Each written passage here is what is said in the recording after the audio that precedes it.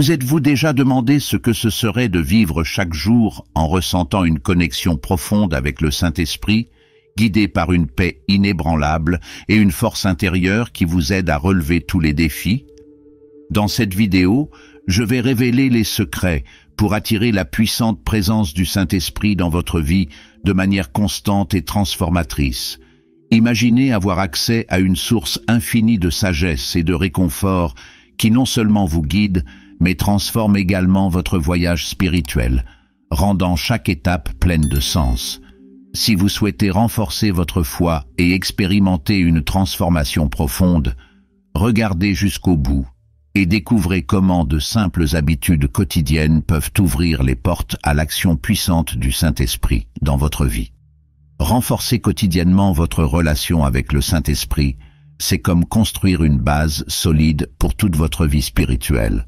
Lorsque je parle de renforcer cette connexion, je ne fais pas seulement référence à des moments isolés de prière ou de méditation, mais à un engagement quotidien et constant dans lequel vous recherchez consciemment la présence divine dans tout ce que vous faites.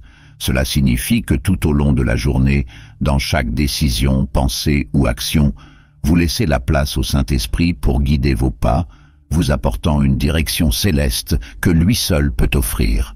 Et pourquoi est-ce si important? Parce que nous sommes souvent entourés d'incertitudes, de doutes et de défis qui nous dépassent.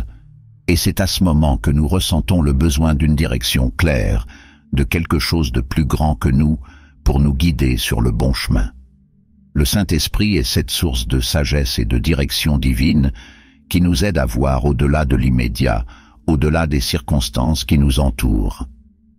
Lorsque vous commencez à pratiquer cette recherche quotidienne de sa présence, vous commencez à réaliser qu'il est toujours là, prêt à vous guider. Nous devons simplement ouvrir notre cœur et notre esprit à cette connexion.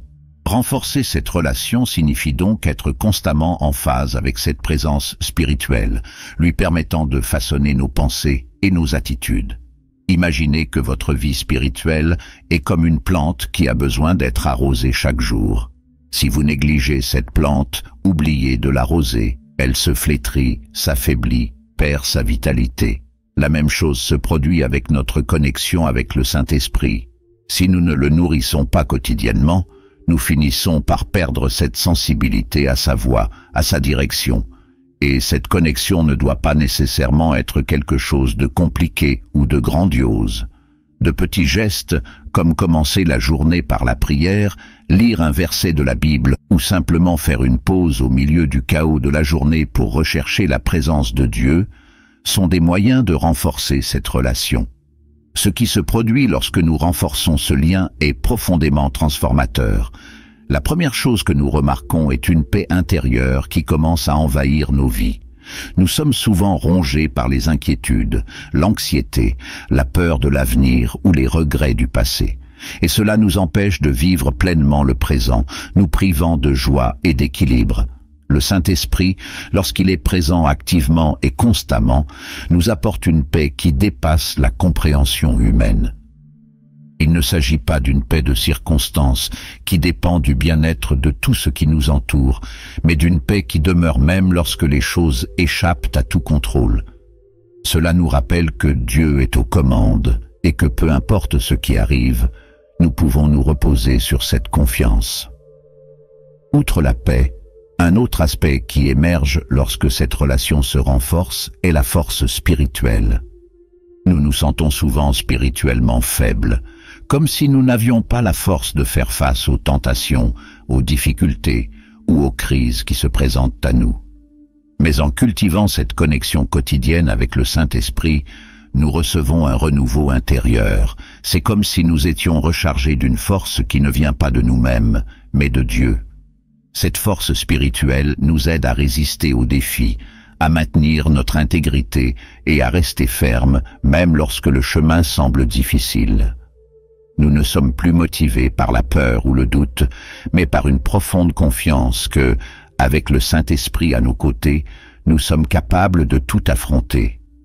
Un autre point à souligner est que cette recherche quotidienne du Saint-Esprit nous rend plus sensibles à sa voix. Lorsque nous renforçons cette relation, nous commençons à reconnaître plus facilement quand il nous dirige. Parfois, il nous parle à travers un sentiment de paix au moment de prendre une décision. D'autres fois, c'est ce sentiment que quelque chose ne va pas, ou un passage de la Bible qui semble répondre exactement à notre question. Mais cette sensibilité spirituelle ne se développe qu'avec le temps, avec la pratique quotidienne consistant à laisser un espace au Saint-Esprit pour parler et agir dans nos vies. De plus, vivre avec cette connexion constante avec le Saint-Esprit nous transforme aussi intérieurement. Lorsque nous lui permettons de guider nos pensées, nos désirs et nos actions, nous commençons à constater un changement dans notre propre façon d'être. Nous devenons plus patients, compatissants et disposés à aider les autres. Notre vision de la vie change.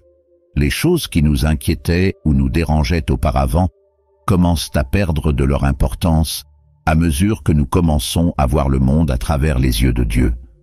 Nous commençons à valoriser ce qui compte vraiment, notre relation avec lui et la façon dont nous pouvons servir les autres avec amour et compassion. Cette connexion quotidienne avec le Saint-Esprit n'affecte pas seulement notre vie individuelle. Lorsque nous sommes spirituellement habilités, nous devenons une influence positive sur ceux qui nous entourent. Les gens remarquent la paix que nous portons, la sagesse de nos paroles et la confiance dans nos actions. Et cela crée des opportunités de partager cette source de vie avec d'autres, montrant comment cette relation avec le Saint-Esprit peut transformer des vies. La prière constante est l'un des piliers les plus importants de la vie spirituelle, et le maintien de cette pratique quotidienne est crucial pour maintenir une connexion vivante et active avec Dieu. Souvent, lorsque nous parlons de prière, nous ne pouvons l'associer qu'à ces moments formels, comme avant de nous coucher ou de nous réveiller, ou même lorsque nous traversons une difficulté et cherchons l'aide de Dieu. Mais en réalité, la prière va bien plus loin que cela. Il s'agit d'une conversation continue, d'un dialogue intime qui peut avoir lieu à tout moment de la journée, quel que soit le lieu ou la situation. Considérez la prière comme une ligne de communication directe avec Dieu, tout comme vous entretenez un contact constant avec les personnes que vous aimez pour partager vos joies, vos préoccupations, demander des conseils ou simplement dire que vous vous souciez. La prière est ce moyen par lequel vous parlez directement au Créateur. Et le meilleur de tout, c'est que cette ligne est toujours ouverte. Dieu est toujours prêt à nous écouter, que ce soit dans les moments de gratitude ou lorsque nous avons des doutes ou vivons des tribulations.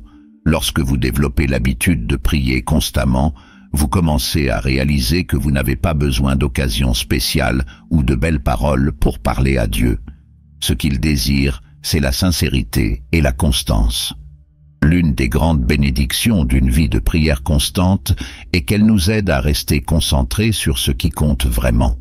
Nous vivons dans un monde plein de distractions, où il est facile de perdre le sens ou de se laisser consumer par les soucis et les angoisses de la vie quotidienne. La prière est comme une ancre qui nous maintient fermes, centrés sur Dieu, même au milieu des tempêtes de la vie. Lorsque vous priez fréquemment, pas seulement en temps de crise, mais tout au long de la journée, vous créez un espace dans votre vie pour que Dieu puisse œuvrer, pour que sa paix et sa sagesse se répandent dans chaque situation. Peut-être pensez-vous qu'il peut être difficile de maintenir une prière constante. Après tout, la vie quotidienne est bien remplie, pleine de responsabilités et de tâches. Mais le secret ici est de comprendre que la prière ne doit pas nécessairement être longue ou compliquée. Bien sûr, les moments de prière plus profonds sont importants, mais vous pouvez prier à tout moment, en conduisant, pendant une pause au travail, en mangeant un repas, ou même en silence au milieu d'une réunion. La prière ne dépend pas tant du temps que vous y consacrez, mais plutôt de la qualité et de la fréquence de ce contact. C'est comme un fil invisible qui vous relie à Dieu tout au long de la journée, et plus vous pratiquez, plus cela devient naturel. Un autre point important est qu'en priant constamment, vous créez une habitude qui façonne votre cœur. La Bible nous enseigne dans Luc 18, que Jésus nous encourage à toujours prier et à ne jamais abandonner. En effet, la prière n'est pas seulement une manière de présenter nos demandes à Dieu, mais aussi une manière de façonner notre âme d'ajuster nos désirs et nos pensées à la volonté divine. La prière nous transforme. Cela nous aide à voir les choses sous un angle plus élevé, plus aligné avec le dessein de Dieu. Lorsque vous priez, vous commencez à vous connecter non seulement à vos propres désirs et besoins, mais aussi à ce que Dieu veut pour votre vie.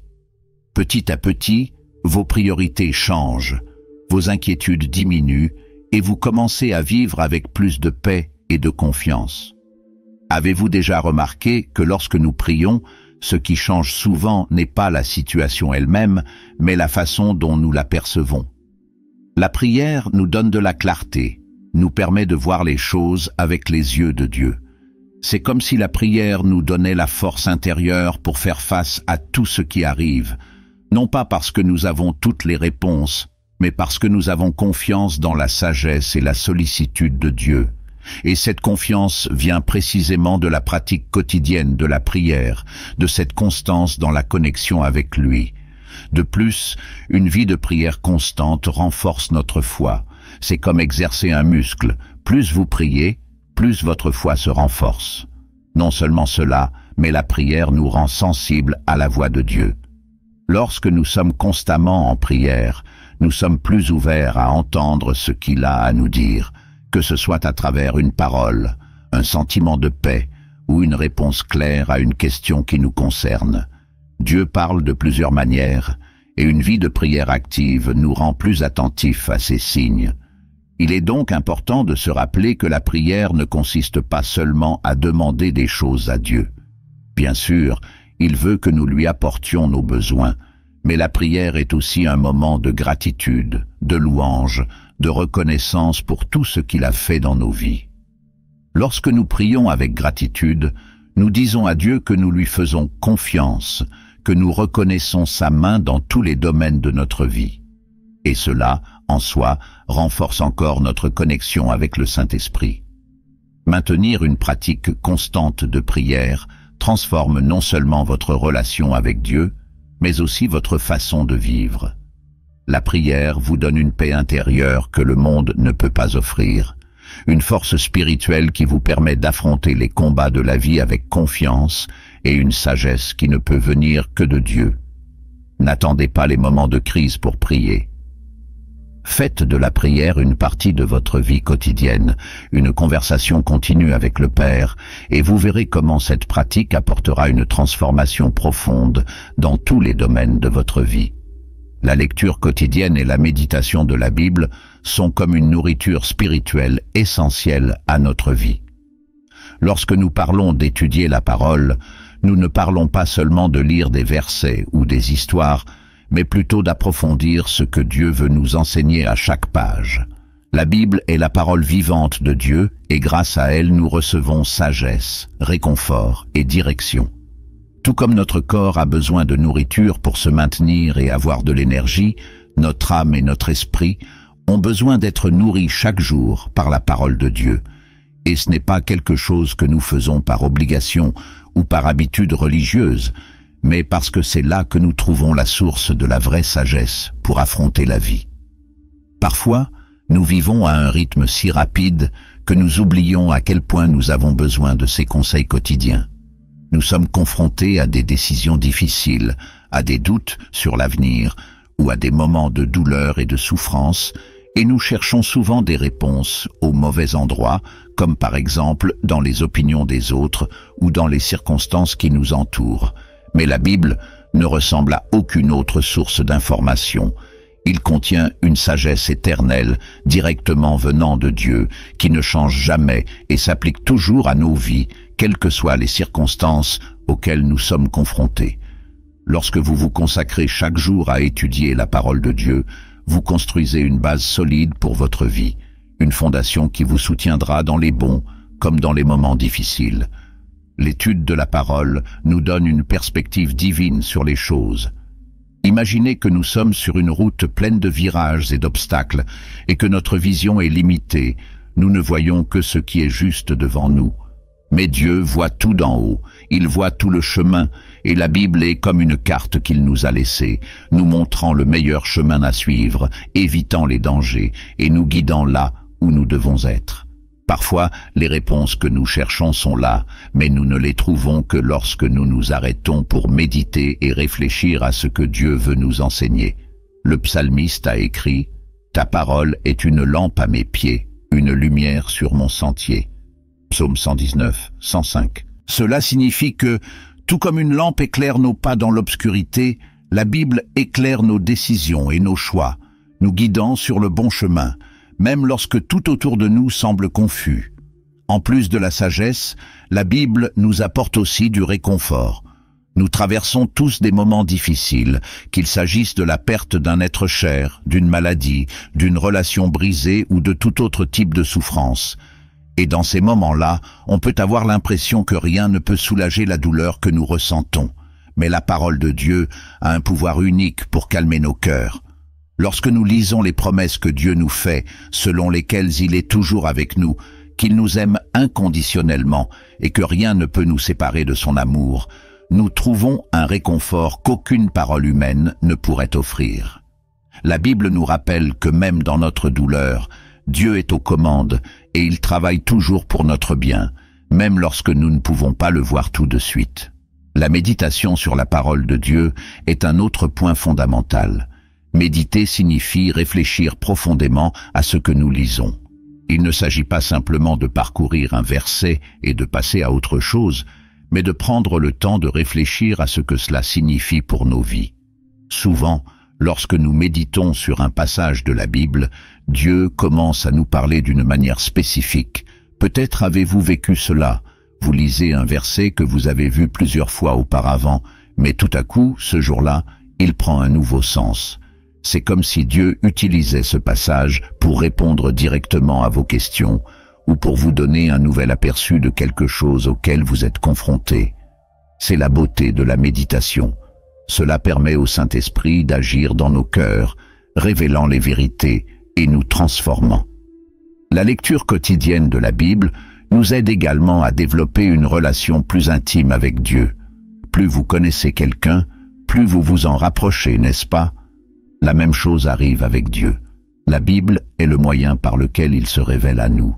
Lorsque nous lisons la vie de Jésus, ses paroles, ses actions, nous commençons à comprendre plus profondément le caractère de Dieu, son amour pour nous et son désir d'avoir une relation intime avec chacun de ses enfants. C'est grâce à cette connaissance que notre foi grandit. Nous ne croyons pas seulement en Dieu de manière abstraite, mais nous parvenons également à le connaître véritablement, en comprenant sa volonté et son plan pour nos vies. Une autre chose étonnante à propos de la parole de Dieu est qu'elle a le pouvoir de transformer qui nous sommes. L'apôtre Paul écrit que la parole de Dieu est vivante et active, plus tranchante qu'une épée à 2 tranchants, Hébreux 4:12. Cela signifie que lorsque nous lisons la Bible à cœur ouvert, non seulement elle nous enseigne, mais elle nous transforme de l'intérieur. Elle confronte nos erreurs, nous corrige, nous encourage à être des personnes meilleures, plus compatissantes et plus aimantes. Et cela se produit progressivement, au fil du temps, à mesure que nous nous engageons à étudier la parole. Dieu utilise la Bible pour façonner notre caractère et nous conformer à l'image du Christ. Peut-être avez-vous déjà pensé que lire la Bible tous les jours peut être difficile, surtout lorsque votre routine est pleine d'engagement. Mais cela ne doit pas nécessairement prendre des heures dans votre journée. L'important, c'est la cohérence. Vous pouvez commencer par quelques minutes le matin, lire un passage et y réfléchir tout au long de la journée. Ce que vous réaliserez, c'est qu'avec le temps, cette habitude deviendra un élément naturel de votre vie. Et vous commencerez à en ressentir les effets. Vous réaliserez que vous avez plus de clarté dans vos décisions, que vous êtes plus en paix, que vous avez plus de patience pour faire face aux défis, car votre esprit et votre cœur seront constamment nourris par la parole de Dieu. Par conséquent, l'étude quotidienne de la Bible est essentielle pour quiconque souhaite avoir une vie spirituelle solide et saine. En lisant et en méditant la parole, vous recevez la sagesse divine pour guider vos choix, un réconfort dans les moments de douleur et une profonde transformation de qui vous êtes. Lorsque vous intégrez la Bible à votre vie quotidienne, vous vous connectez directement à Dieu, lui permettant de vous parler et de façonner votre vie. Et c'est l'une des plus grandes bénédictions que nous puissions avoir. Savoir que nous ne sommes pas seuls, mais que Dieu lui-même nous guide, nous réconforte et nous transforme chaque jour. Lorsque nous parlons de demander le Saint-Esprit dans la prière, nous faisons référence à quelque chose de profondément transformateur, mais qui est souvent sous-estimé. Demander au Saint-Esprit n'est pas seulement une formalité, quelque chose que nous faisons parce que nous en entendons parler ou parce que c'est dans la Bible. C'est une véritable reconnaissance de notre dépendance totale à l'égard de Dieu et de la présence de l'Esprit dans nos vies. Sans lui, nous sommes limités à notre propre force, sagesse et compréhension, qui sont imparfaites et insuffisantes pour nous guider pleinement à travers les défis et les complexités de la vie. Le Saint-Esprit a été promis par Jésus comme notre consolateur, celui qui nous guiderait vers toute la vérité, nous enseignerait et nous rappellerait tout ce qu'il nous a enseigné, Jean 14, 26. Cette promesse s'adresse à tous ceux qui croient, mais pour vivre pleinement cette promesse, nous devons faire quelque chose de très simple, mais puissant. Demander. La Bible nous enseigne que nous devons activement demander et rechercher la présence du Saint-Esprit.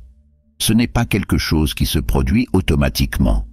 Dieu désire que nous soyons constamment dépendants de lui, reconnaissant que, sans l'Esprit, nous ne pouvons pas vivre selon sa volonté, ni expérimenter la transformation qu'il veut apporter dans nos vies. Demander explicitement le Saint-Esprit dans la prière est un acte d'humilité.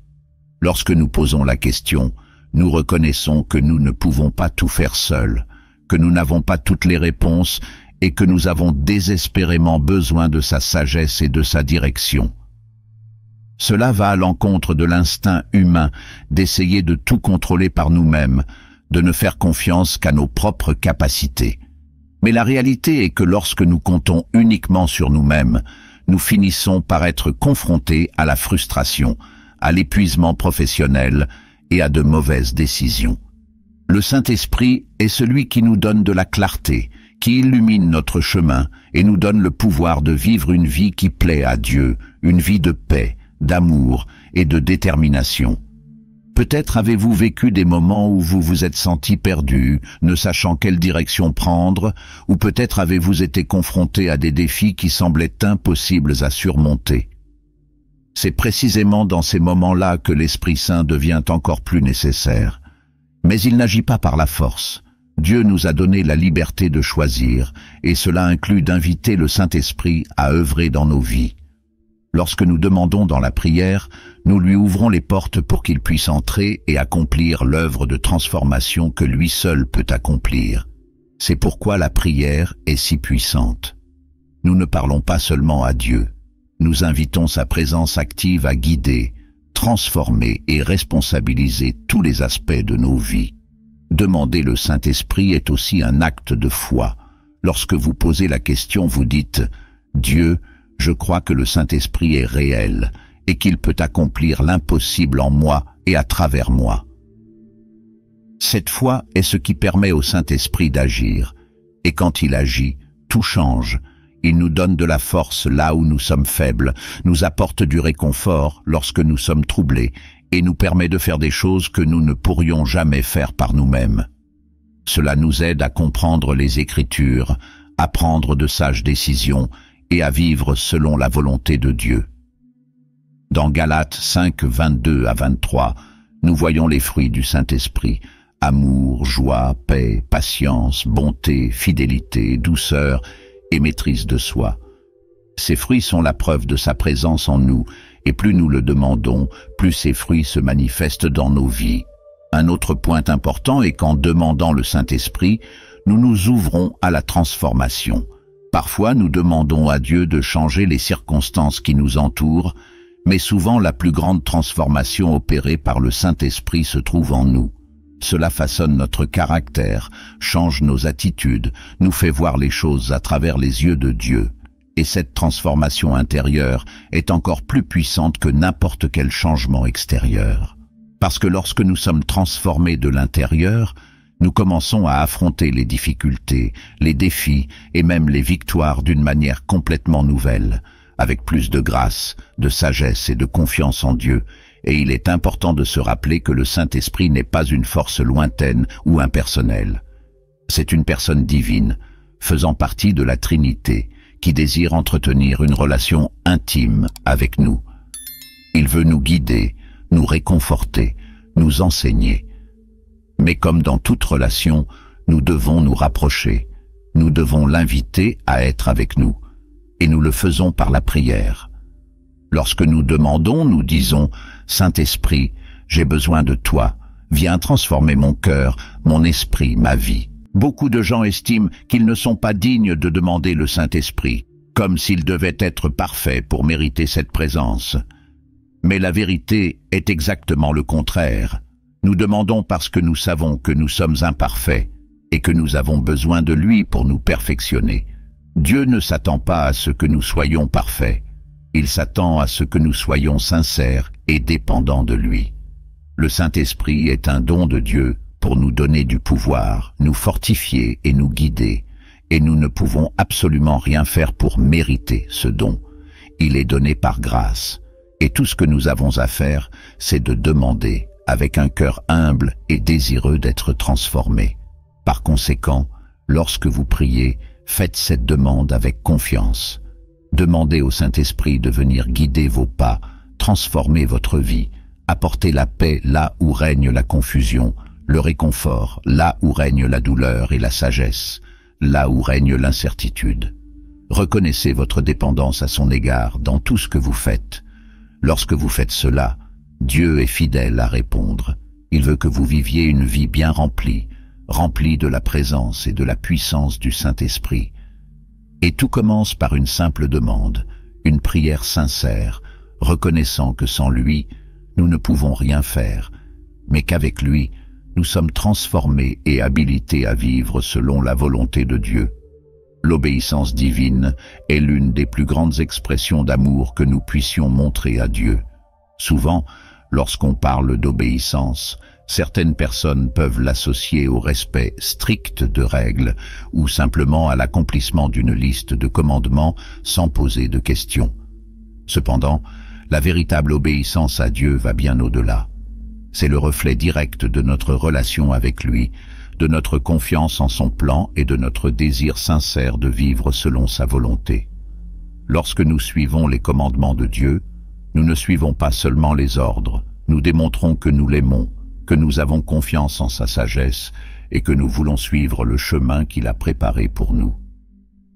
Jésus a dit dans Jean 14,15 « Si vous m'aimez, vous garderez mes commandements. » Ce verset nous montre que l'obéissance à Dieu n'est pas basée sur la peur ou l'obligation, mais sur l'amour. Quand on aime vraiment quelqu'un, on veut faire ce qui lui plaît, on veut l'honorer et respecter ses souhaits.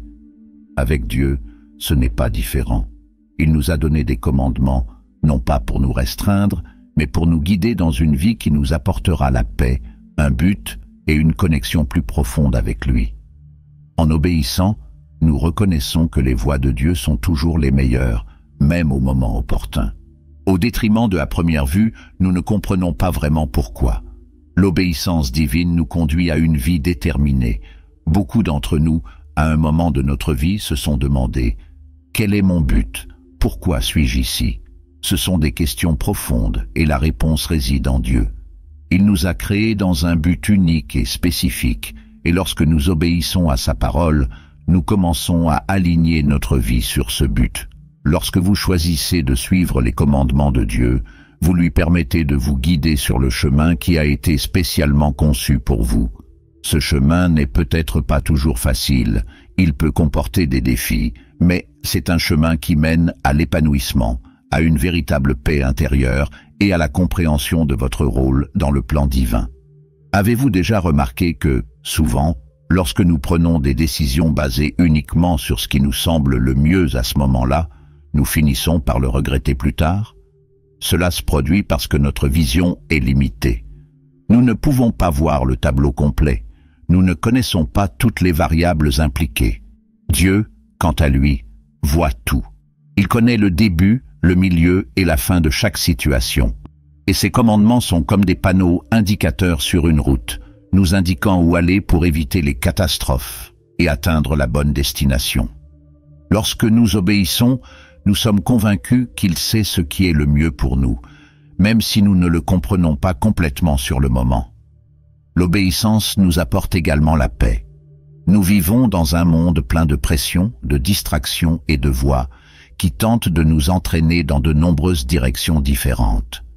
Lorsque nous choisissons de suivre les commandements de Dieu, nous filtrons d'une certaine manière ces voix. Nous disons « Je choisis de faire confiance à Dieu et non à ce que le monde me dit ». Et cela apporte une paix que le monde ne peut offrir. Au lieu d'être rongés par les inquiétudes, les doutes ou l'insécurité, nous pouvons nous reposer en sachant que nous faisons ce qui est juste aux yeux de Dieu. Et lorsque vous êtes en paix avec Dieu, cette paix se reflète dans tous les domaines de votre vie, dans vos décisions, dans vos relations et même dans la façon dont vous faites face aux défis. Beaucoup de gens peuvent penser que suivre les commandements de Dieu est difficile, voire impossible dans certains cas. Mais il est important de comprendre que Dieu ne nous demande jamais de faire quelque chose sans nous donner la force et la grâce nécessaires pour le faire. Le Saint-Esprit, qui habite en nous, nous permet de vivre une vie d'obéissance. Il nous donne le discernement, nous fortifie lorsque nous sommes faibles et nous aide à choisir le bon chemin, même lorsque nous sommes tentés de nous égarer. De plus, l'obéissance devient plus facile lorsque nous comprenons qu'elle vient d'un amour et non d'une obligation. Lorsque nous obéissons à Dieu parce que nous l'aimons, parce que nous voulons lui plaire et vivre selon sa volonté, cette obéissance coule de source. Et bien sûr, l'obéissance à Dieu apporte des récompenses. Pas seulement au sens matériel, mais aussi en termes de bénédiction spirituelle et émotionnelle. Lorsque nous vivons selon les commandements de Dieu, nous éprouvons une joie profonde, une satisfaction qui dépasse nos circonstances.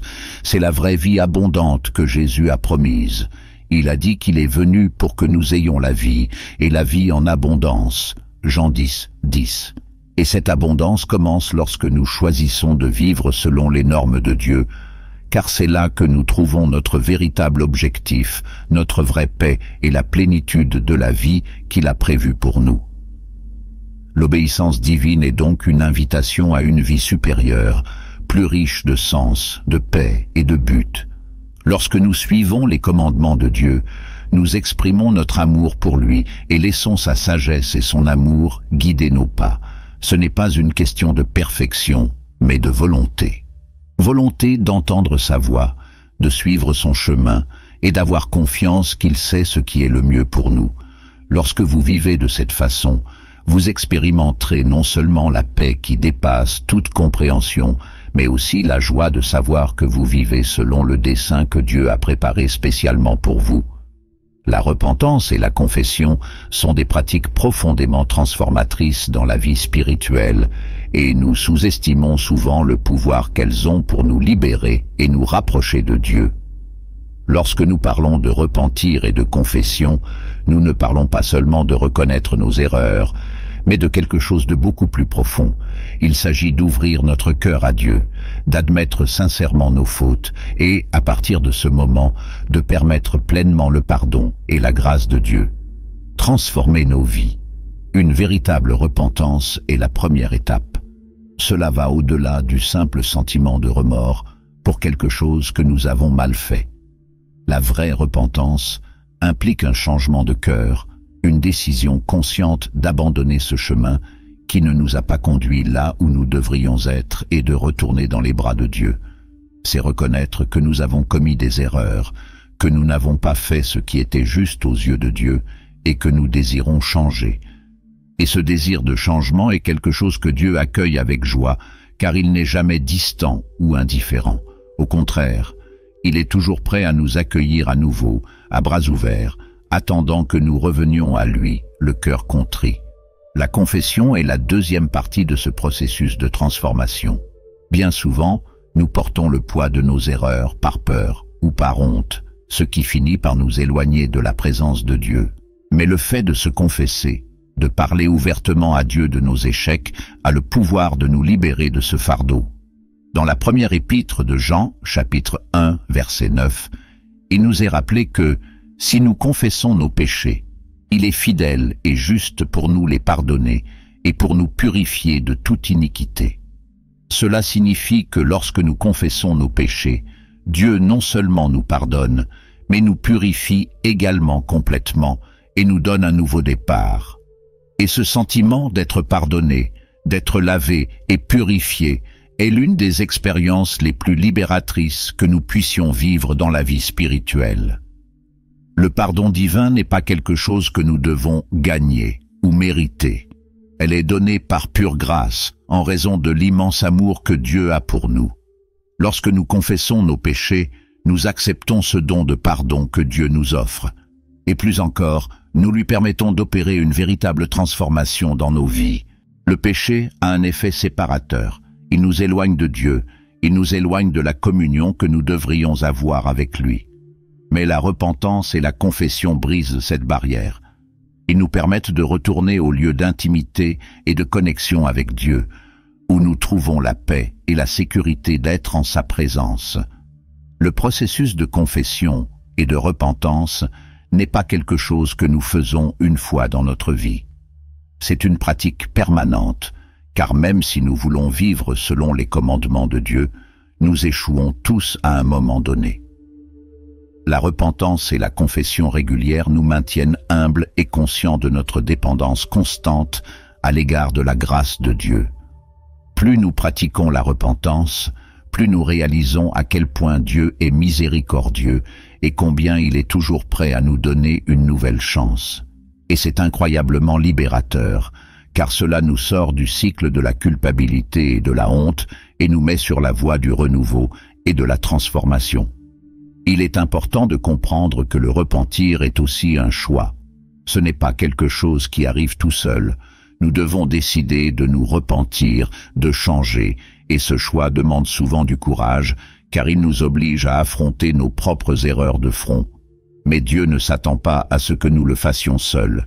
Il nous donne le Saint-Esprit pour nous aider dans ce processus. Le Saint-Esprit nous convainc de péché, mais pas d'une manière qui nous condamne, mais d'une manière qui nous conduit à la guérison et au pardon. Il nous montre où nous devons changer, mais nous donne également la force et la grâce pour opérer ce changement. Et le plus beau dans tout cela, c'est que la repentance et la confession non seulement nous rapprochent de Dieu, mais transforment aussi notre caractère.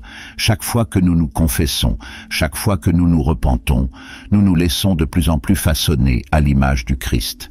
Nous nous éloignons des mauvais chemins et nous rapprochons de ce qui est juste et bon aux yeux de Dieu. Il s'agit d'un processus de sanctification dans lequel le péché perd son pouvoir sur nous et le Saint-Esprit nous transforme en de nouvelles personnes, plus alignées sur le dessein que Dieu a pour nos vies. Parfois, nous avons du mal à confesser nos péchés parce que nous sentons que nous avons échoué à maintes reprises ou que nos erreurs sont trop grandes. Mais c'est précisément à ce moment-là que nous devons nous rappeler que le pardon de Dieu est illimité. Peu importe combien de fois nous échouons, Dieu nous accueille toujours avec amour et miséricorde. Pensez à l'histoire du fils prodigue qui, après avoir gaspillé tout ce qu'il avait et vécu une vie complètement fausse, a décidé de retourner auprès de son père. Et quelle a été la réaction du père? Il a couru à la rencontre de son fils, l'a serré dans ses bras et l'a accueilli avec joie. Cette histoire, racontée dans l'évangile de Luc, chapitre 15, versets 11 à 32, nous montre que c'est la même attitude de Dieu à notre égard. Lorsque nous nous confessons et nous repentons, il se précipite pour nous embrasser et nous restaurer. Lorsque nous parlons de vivre humblement et de servir les autres, nous arrivons au cœur de l'enseignement de Jésus. Il nous a lui-même donné le plus grand exemple d'humilité et de service tout au long de sa vie, et particulièrement lors de sa mort sur la croix. Mais souvent, dans le tourbillon de la vie quotidienne, nous oublions le pouvoir transformateur que ces deux principes, l'humilité et le service, ont dans notre vie spirituelle. Nous vivons dans un monde qui valorise hautement l'ambition, la réussite personnelle et la reconnaissance, ce qui nous fait penser que pour avoir de la valeur, nous devons toujours être au sommet, toujours en compétition. Mais le royaume de Dieu est à l'opposé de cela. Jésus nous enseigne que la vraie grandeur n'est pas d'être servi, mais de servir. Lorsque vous décidez de vivre humblement, Vous choisissez un chemin qui, aux yeux du monde, peut paraître faible ou modeste, mais aux yeux de Dieu, c'est un chemin de véritable grandeur spirituelle. L'humilité, c'est reconnaître que sans Dieu, nous ne pouvons rien faire et que tout ce que nous sommes et avons est un don de lui. Cela nous amène à vivre sans arrogance, sans avoir besoin de rien prouver à personne, mais toujours prêt à aider et à servir les autres, en reconnaissant la valeur et la dignité de chaque personne, quelle que soit sa position ou sa condition. Philippiens chapitre 2, versets 3 et 4 nous enseigne: « Ne faites rien par ambition égoïste ou par vanité, mais avec humilité, considérez les autres comme meilleurs que vous-même. Que chacun veille non seulement à ses propres intérêts, mais aussi à ceux des autres. » Nous voyons ici le modèle parfait de l'humilité dont le Christ a fait preuve dans sa propre vie. L'humilité ne signifie pas penser moins à soi ou se dévaloriser, mais plutôt donner la priorité aux autres, sans rien attendre en retour. Jésus, étant le Fils de Dieu, lavait les pieds de ses disciples, une tâche qui était alors réservée aux serviteurs les plus humbles. Il a fait cela pour nous montrer que la vraie grandeur ne réside pas dans le titre que nous portons ou dans la position que nous occupons, mais dans la volonté de servir les autres avec amour. Dans l'évangile de Jean, chapitre 13, versets 14 et 15, Jésus dit: « Maintenant, si moi, étant Seigneur et Maître, je vous ai lavé les pieds, vous devez aussi vous laver les pieds les uns aux autres, car je vous ai donné un exemple, afin que vous fassiez de même comme je vous ai fait. » En suivant cet exemple de service, nous vivons ce que signifie réellement être des disciples du Christ. Le service aux autres n'est pas seulement une action extérieure, c'est une expression de notre cœur transformé. Lorsque nous servons les autres avec un cœur humble, sans rechercher de reconnaissance ou de récompense, nous commençons à éprouver une profonde satisfaction spirituelle. Cette satisfaction ne vient pas des applaudissements des hommes, mais de la certitude que nous faisons ce qui plaît à Dieu. Dans Matthieu chapitre 25 verset 40, Jésus nous rappelle qu'en servant les autres, surtout ceux qui en ont le plus besoin, nous le servons. En vérité, je vous le dis, dans la mesure où vous avez fait cela à l'un des plus petits de ses frères, du mien, c'est à moi que tu l'as fait. Cela change complètement notre vision du service. Nous n'aidons pas seulement les gens, nous servons le Christ lui-même à travers eux. L'humilité nous libère également de vivre dans une recherche constante d'approbation. La fierté nous donne le sentiment que nous devons toujours nous démarquer, toujours être reconnus par les autres. Mais lorsque nous vivons avec humilité, nous reconnaissons que la vraie valeur ne réside pas dans la façon dont le monde nous voit, mais dans la façon dont Dieu nous voit. Et il se plaît avec un cœur humble, prêt à servir avec amour et générosité. L'apôtre Pierre nous enseigne, dans la première épître de Pierre, chapitre 5, verset 6, « Humiliez-vous donc sous la puissante main de Dieu, afin qu'il vous élève au temps convenable. » Cela signifie qu'en menant une vie d'humilité et de service, Dieu, au moment opportun, nous exaltera, et cette exaltation ne se fera pas nécessairement par la renommée ou la richesse, mais par la paix, la joie et la satisfaction spirituelle que lui seul peut donner. De plus, un service humble nous rapproche de Dieu. Lorsque nous plaçons le bien des autres avant le nôtre, nous reflétons le caractère même de Dieu, qui nous a tellement aimés qu'il a donné son Fils pour nous sauver. Et lorsque nous servons, nous sommes façonnés à l'image du Christ. Servir les autres est en fait un privilège, car cela nous permet d'être les mains et les pieds de Jésus ici sur terre. Lorsque nous sommes prêts à aider, à réconforter, à relever ceux qui sont tombés au combat, nous participons à l'œuvre de Dieu dans le monde. Et c'est dans ce service que nous trouvons une joie que l'égoïsme ne pourrait jamais nous donner. Peut-être pensez-vous que vivre ainsi, humblement et toujours au service, peut être difficile dans un monde qui valorise tant la réussite personnelle et l'autopromotion. Mais il est important de se rappeler que nous n'y parvenons pas par nos propres forces. Le Saint-Esprit nous permet de vivre de cette façon. Il nous donne le désir et la force de donner la priorité aux autres et de servir avec un amour véritable. Et lorsque nous faisons cela, nous vivons une transformation intérieure qui nous apporte paix et contentement. Par conséquent, Vivre humblement et servir les autres n'est pas un fardeau, mais une opportunité de vivre une vie qui plaît à Dieu et apporte la grandeur spirituelle. Cette grandeur ne se mesure pas par des titres ou des positions, mais par notre volonté d'aimer et de servir.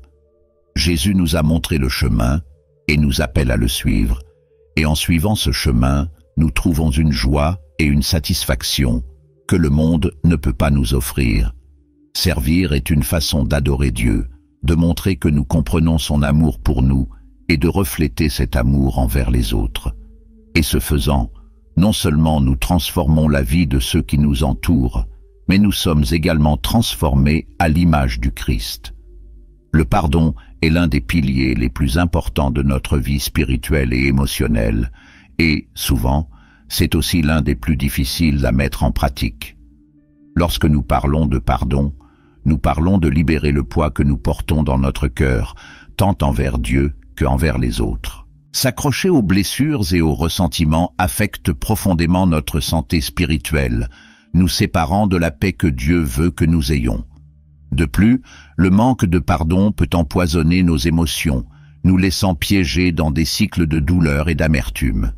Le pardon, en revanche, ouvre la porte à la réconciliation, non seulement avec les autres, mais aussi avec Dieu. Pensons au pardon sous deux dimensions, notre relation avec Dieu et notre relation avec les autres. Premièrement, lorsque nous nous approchons de Dieu, nous savons que nous échouons tous à un moment donné.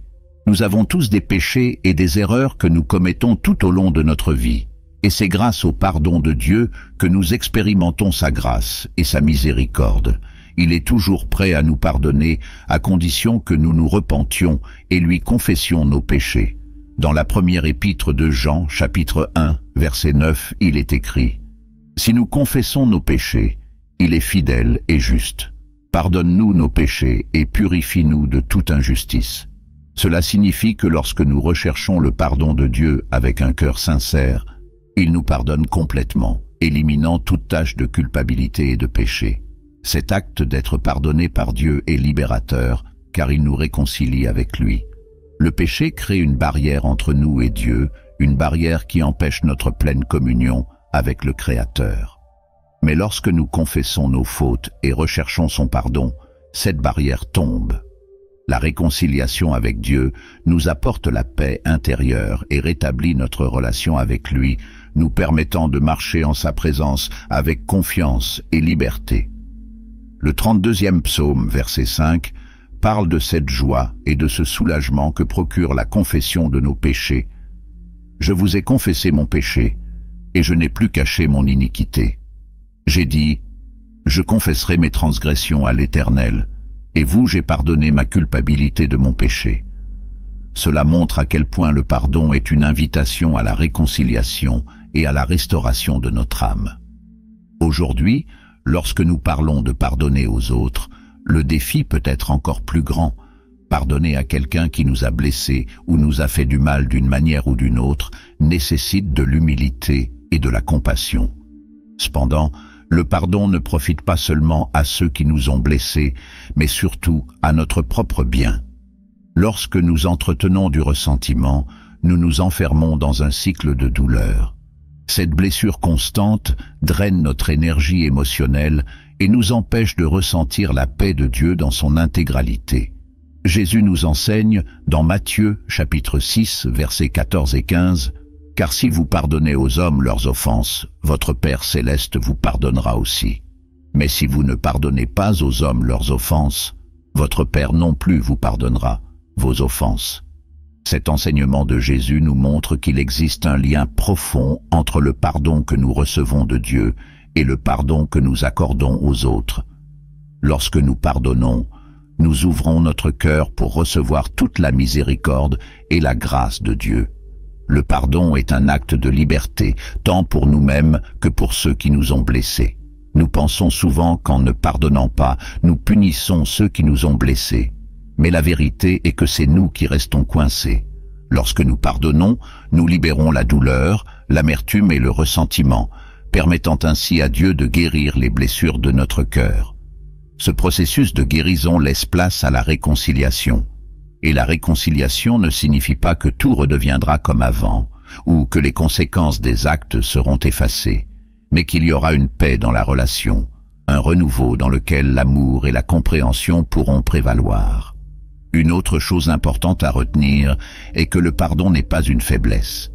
Les gens confondent souvent le pardon avec l'acceptation ou la faiblesse, comme si pardonner signifiait tolérer le mal qui a été fait. Mais le pardon est en réalité un acte de force spirituelle. C'est le reflet du caractère de Dieu dans nos vies.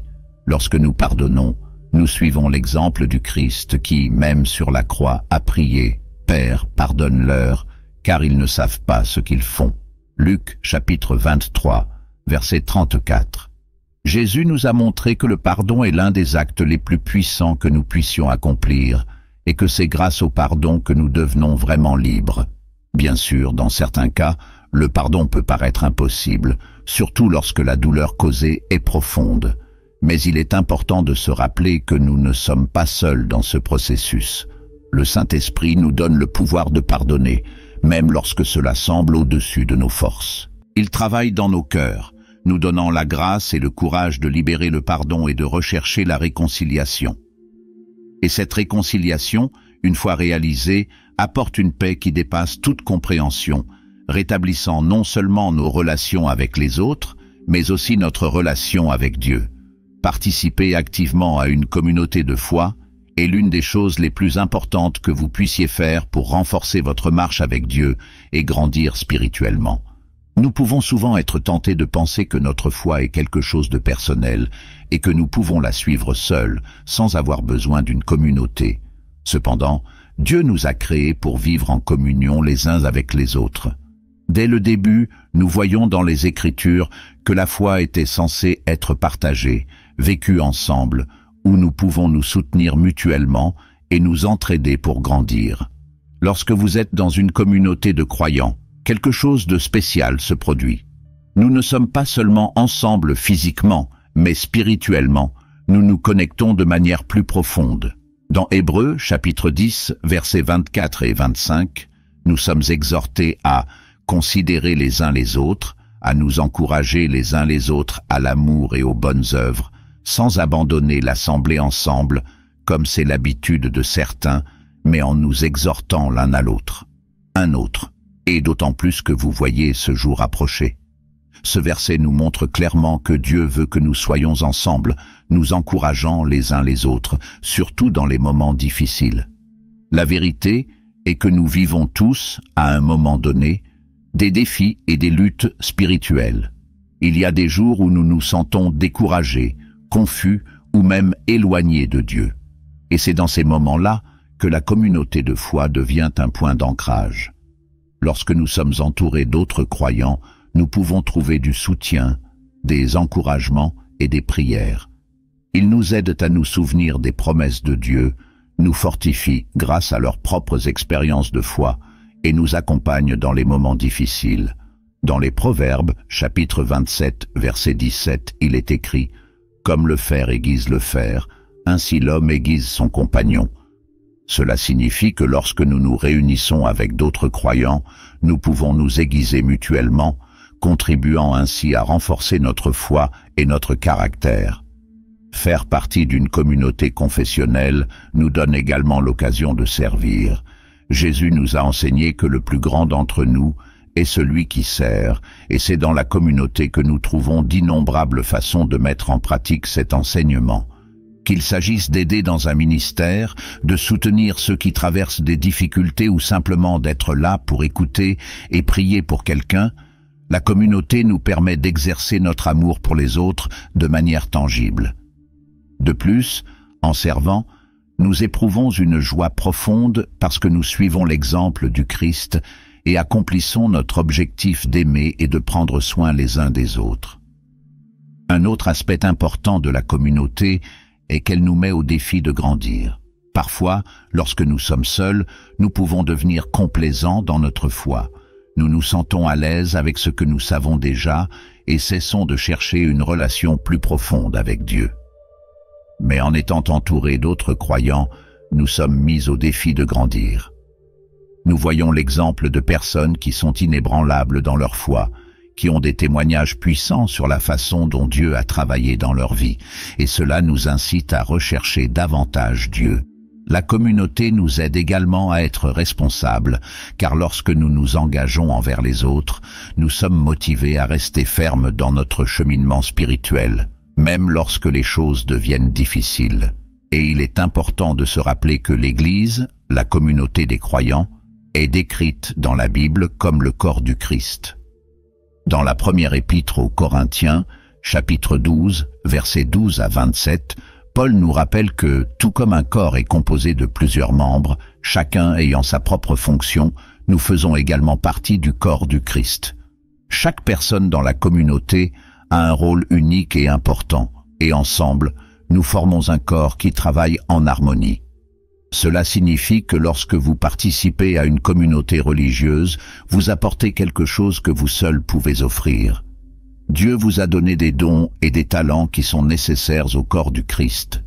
Et la communauté est le lieu où ces dons peuvent s'exercer pour le bien de tous. De plus, la communauté nous protège. Lorsque nous sommes seuls, nous sommes plus vulnérables aux tentations et aux attaques spirituelles. Mais lorsque nous sommes entourés d'autres croyants, nous recevons une couverture de prière et un soutien spirituel. Cela nous fortifie et nous aide à résister aux épreuves. La Bible en parle dans l'Ecclésiaste chapitre 4, versets 9 et 10, où il est dit « Deux valent mieux qu'un, parce qu'ils ont un meilleur salaire pour leur travail. Car si l'un tombe, l'autre relève son compagnon, mais malheur à celui qui est seul, car s'il tombe, il n'y aura personne pour le relever. » Être en communauté signifie que lorsque nous tombons ou traversons des moments difficiles, nous avons des gens autour de nous qui sont prêts à nous relever et à nous aider à continuer. En fin de compte, la communauté de foi nous rappelle que nous ne sommes pas seuls dans notre cheminement spirituel. Nous vivons dans un monde qui va souvent à l'encontre des principes et des valeurs de l'Évangile. Cela peut nous faire sentir isolés, voire découragés. Mais lorsque nous sommes en communauté, nous sommes renforcés par la compagnie d'autres personnes qui partagent notre foi et nos valeurs. Cela nous donne le courage de rester fermes, sachant que nous cheminons ensemble vers le but que Dieu a pour nous. Maintenant, si ce contenu vous semble logique, je vous demande de laisser un commentaire ci-dessous, en partageant votre expérience sur l'impact de la communauté confessionnelle sur votre vie ou si vous en recherchez une. Profitez-en également pour liker cette vidéo. Cela aide beaucoup à faire passer ce message à plus de personnes. Et si vous n'êtes pas encore abonné à la chaîne, abonnez-vous dès maintenant et activez la cloche pour ne manquer aucun contenu à venir. Ensemble, continuons à grandir dans la foi et à marcher avec un but. Jusqu'à la prochaine fois.